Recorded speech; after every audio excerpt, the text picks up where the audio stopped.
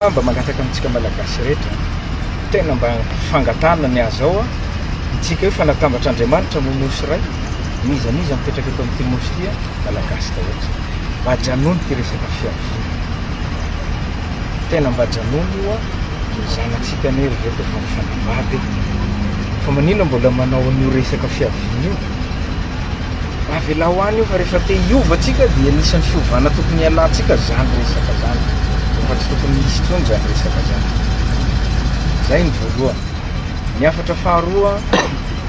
dia te hanafatra ihany koa amin'ity resaka Facebook tena manome fahalalana zay zao tena manome fahalalana zay ny olona iresaka rehetra fa tia mifanala baraka sy mifanompo amin'ny Facebook kosa misy lalàna ny fehiny misy lalàna ny fehiny io dia aoka mba hoajaitsika zany lalàna mifehiny Facebook zany mba hampifankatia antsika malagasy rehefa manaja ny lalàna io antsika dia mifankatia azy fa tsy tokony hoany amin'ny Facebook ihany no mifanompo sy mifanala baraka zay ny faharoa. Ny fahatelo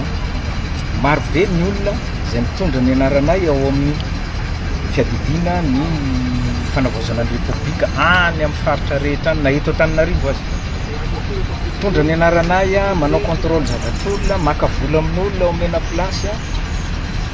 misy maka vola amin'ny fiaonana amiko malokana na fiaonana amin'ny Andriamatao Prime Ministre tena mba janony tsy avy aminay reny raha misy manao an'ireny aminareo samboly zay ny avy aty aminay saotra